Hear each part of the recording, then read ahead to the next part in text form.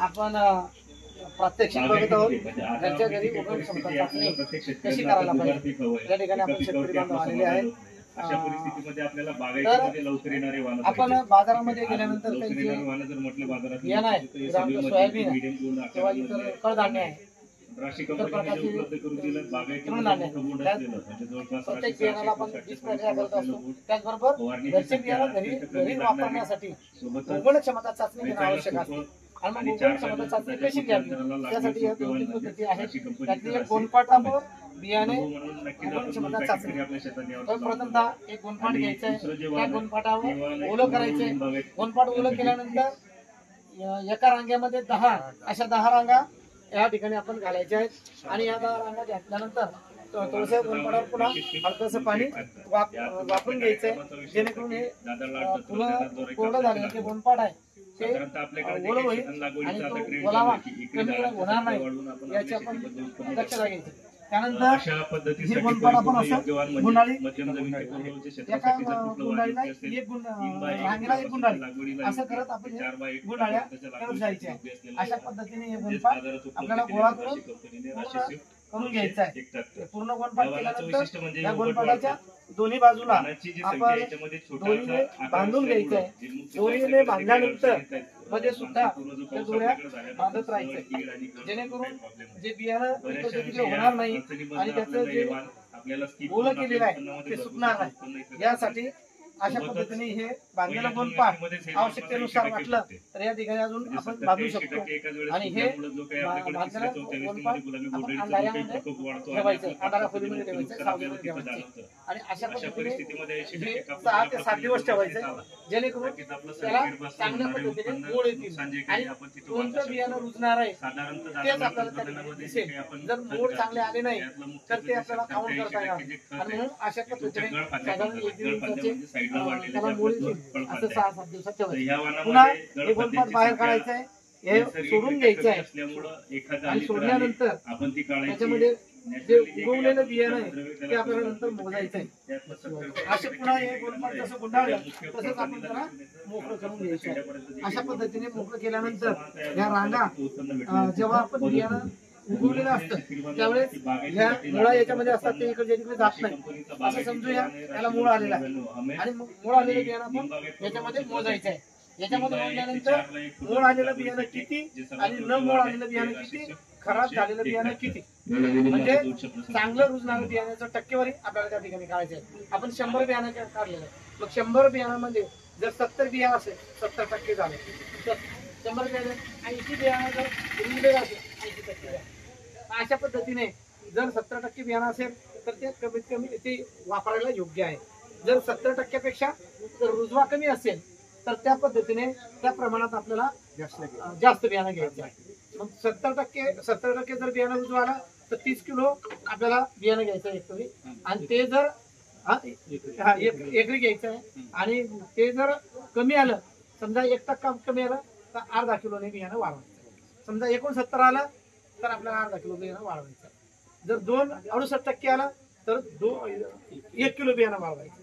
म्हणजे दर 1 किलो मागे दर 1%ला अर्धा किलो बियाणं अशा पद्धतीने आपल्याला बियाणं वाढवायचं। आणि जेणेकरून हे का वाढवायचंय की जे शिफारस केलेली एवढं 30 किलो एका एकरला बियाणं जर चांगलं असेल तर लावायचे। ते जर बियाणं खराब निघालं तर ते वाढवलेलं बियाणं रुजवा क्षमता चाचणीनुसार ते भर काढतं, जेणेकरून एक क्षमता चाचणी आपल्याला घरच्या घरी समजते की आपलं बियाणं किती वापरलं पाहिजे। बियाणं का क्षमता चाचणी काय घेतो, बियाणं किती वापरलं पाहिजे, जेणेकरून हेक्टरी प्लांट पॉप्युलेशन कमी होणार नाही आणि प्लांट पॉप्युलेशन कमी झालं उत्पादन घटेल। मित्रांनो, यासाठी आपण उघड क्षमता चाचणी घरच्या घरी केलं पाहिजे असं मी आव्हान या ठिकाणी करीत आहे।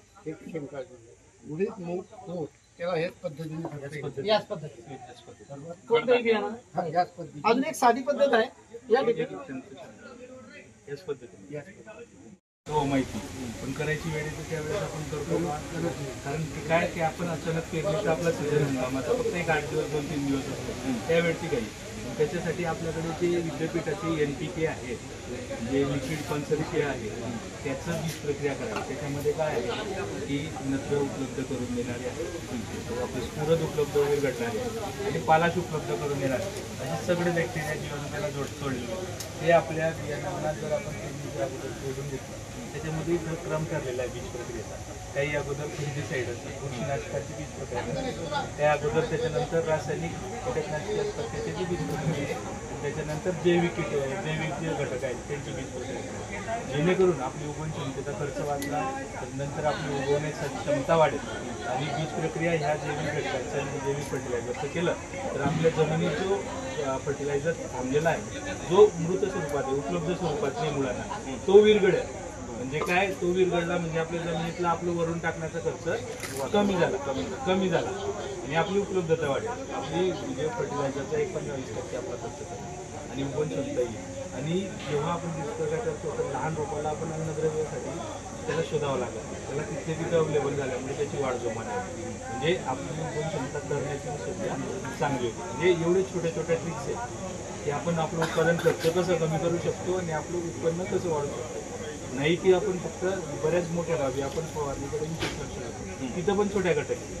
आता निंबोळी अर्क माहीत नाही का असं कोणी म्हणणार नाही की मला माहित नाही, पण वापरला आहे का हा जर प्रश्न असला तर त्याच्यावर अडचण येते. आत्ताच्या घडीला अक्षय तृतीया झालेली आपल्या कधी झाली, आता निंबोळ्या अजून 8 दिवसात येऊन बघा पावसाच्या अगोदर पिकायला. जर माझ्या घरी निंब आहे, सगळ्यांच्या घरी बांधावर निंब 5 किलो जरी केला आपण आणि आपली 5 एकर शेती असती तरीही बाहेरून 1 कीटकनाशकाचा स्प्रे आपला वाचला, 1 स्प्रे वाचला आणि किती वाचला असं झाले किमान आपल्याला माहिती म्हणजे 1500च्या खाली आपला 1 स्प्रे नसतो कमीत कमी. मग आपले जर 1 स्प्रे वाचला तर तेवढं उत्पादन खर्च आपला कमी झाला. उत्पादन खर्च कमी म्हणजे आपलं उत्पन्न ऑटोमॅटिकली वाढलं.